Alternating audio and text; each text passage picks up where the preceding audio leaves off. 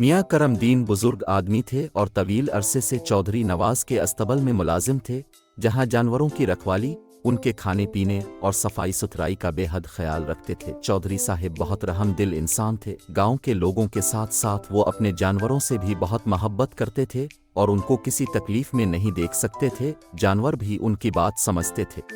ایک دن کرمدین نے آ کر چودھری صاحب کو بتایا کہ ان کی پسندیدہ گائے بھوری چارہ نہیں کھا رہی ہے۔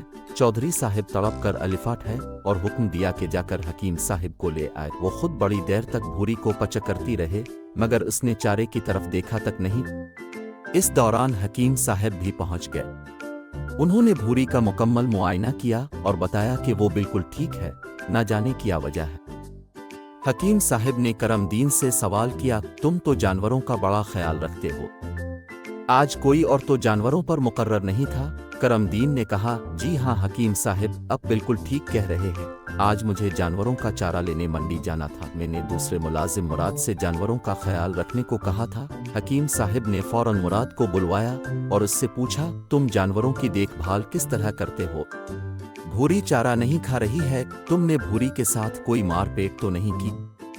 مراد بے وقوفوں کی طرح منہ کھولے سوال سمجھنے کی کوشش کر رہا تھا کہ چودھری صاحب کی غضبناک آنکھیں دیکھ کر اس کی سمجھ میں حکیم صاحب کا سوال آ گیا۔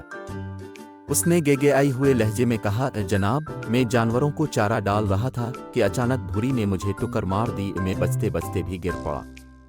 میں نے فوراً چھڑی الفاٹائی اور دو چار اس کی کمر پر جڑ دیں۔ چودھری صاحب نے ہاتھ بڑھا کر پیچھے سے مراد کی گردن پکڑ لی۔ حکیم صاحب نے مشکل سے انہیں ٹھنڈا کیا اور مراد سے کہا، بیٹا، انسانوں کی طرح جانوروں میں بھی عزت نفس کا مادہ ہوتا ہے، وہ تم سے ناراض ہے، اس لیے چارہ نہیں کھا رہی۔ مراد نے سادگی سے کہا، یہ حکیم جی، بھوری نے پہلے مجھے ٹکر ماری تھی۔ مراد کی بات پر سب ہنس پڑے۔ حکیم صاحب نے مسکراتے ہوئے کہا، بے وقوف انسان، جانور چونکہ بے زبان ہوتے ہیں تو وہ خوشی یا پیار میں ٹکر مارتے الپتے۔ بھوری نے تمہیں ہلکی سے ٹکر ماری تھی، خود اگر یہ غصے میں ہوتی تو ایسی بھرپور ٹکر مارتی کہ تم الفاٹے بھی نہیں سکتے تھے۔ اب ہم لاکھ کوشش کر لیں، وہ کچھ نہیں کھائے گی جب تک تم اسے نہیں مناؤ گے۔ مراد بے حد شرمندہ تھا۔ اس نے چودھری صاحب سے معذرت کی اور بھوری کو پیار کرنے لگا۔ بھوری نے اچانک گردن گھمائی، مراد الفا چیل کر پیچھے ہٹ گیا۔ سب ہنس پڑے اور بھوری نے چارہ کھانا شروع کر دیا۔